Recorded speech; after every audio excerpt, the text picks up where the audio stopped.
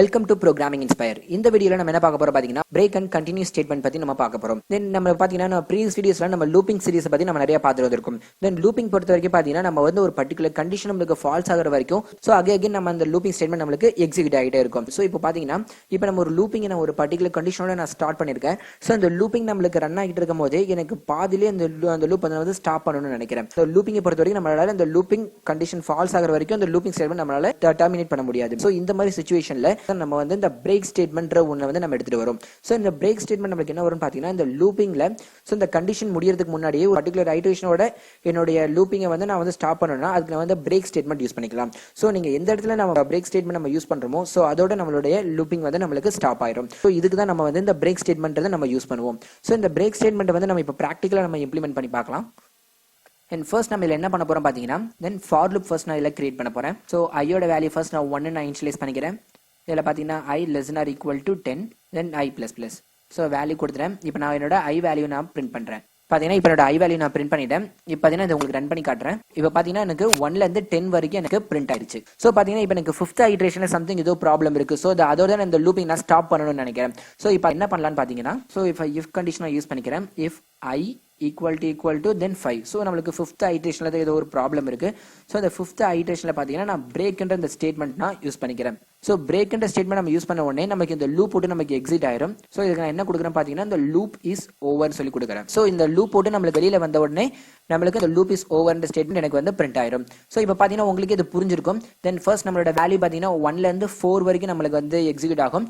Then again எனக்கு 4 வந்த உடனே திரும்பி என்னோட I வந்து ஐட்டரேட் ஆகும். தென் என்னோட வேல்யூ பாத்தீங்கன்னா 5 வரும். சோ பாத்தீங்கன்னா if கண்டிஷன் பாத்தீங்கன்னா I equal to 5 சொல்லி கொடுத்திருக்கேன். சோ எனக்கு 5 ஈக்குவல் ஆன உடனே எனக்கு வந்து பிரேக் ஸ்டேட்மெண்ட். சோ 5 ஸ்டேட்மெண்டோட என்னோட அந்த லூப் பாத்தீங்கன்னா எனக்கு ஸ்டாப் ஆயிடும். சோ அகைன் எனக்கு லூப் இஸ் ஓவர் அந்த மெசேஜ் எனக்கு பிரிண்ட் ஆகும். இப்போ நான் உங்களுக்கு ரன் பண்ணி காட்டுறேன். சோ இப்போ பாத்தீங்கன்னா உங்களுக்கு 1ல இருந்து 4 வரைக்கும் எனக்கு பிரிண்ட் ஆயிருக்கு.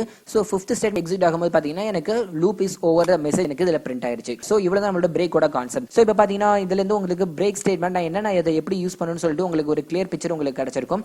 தென் நெக்ஸ்ட் நம்ம கண்டினியூ ஸ்டேட்மெண்ட் எப்படி நம்ம இதுல யூஸ் பண்றோம்னு சொல்லி பார்க்கலாம். தென் பிரேக் ஸ்டேட்மெண்ட் பொறுத்த வரைக்கும் பாத்தீங்கன்னா இப்போ ஒரு பர்టిక్యులர் ஐட்ரேஷன்ல வந்து நான் ஸ்டாப் பண்ணனும்னா சோ அதுக்கு மேல என்னோட லூப் எனக்கு ரன் ஆகாது.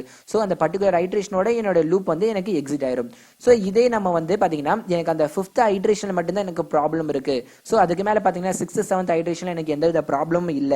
சோ இப்போ பாத்தீங்கன்னா எனக்கு வந்து லூப் வந்து எனக்கு ஸ்டாப் ஆக கூடாது. அதே சமயத்துல பாத்தீங்கன்னா எனக்கு 5th ஸ்டேட்மெண்ட் எனக்கு பிரிண்ட் ஆக கூடாது. சோ இந்த மாதிரி ஒரு சிச்சுவேஷன்ல பாத்தீங்கன்னா நம்ம வந்து கண்டினியூ ஸ்டேட்மெண்ட்றதை நம்ம இதுல யூஸ் பண்ணலாம். சோ நான் இதே சேம் லூப்னே எடுத்துக்கிறேன். இதுல பாத்தீங்கன்னா இந்த லூப் இஸ் ஓவர் நான் வந்து எடுத்துறேன். ஓகே எனக்கு பாத்தீங்கன்னா எனக்கு ஃபுல் லூப் ரன் ஆகணும். பாத்தீங்கன்னா எனக்கு 5th ஐட்ரேஷன் மட்டும் எனக்கு வந்து பிரிண்ட் ஆகக்கூடாது. அந்த நெக்ஸ்ட் நான் பிரேக் ஸ்டேட்மெண்ட் எடுத்துட்டு சோ அதுல நான் கண்டினியூ ஸ்டேட்மெண்ட் வந்து யூஸ் பண்ணிக்கிறேன்.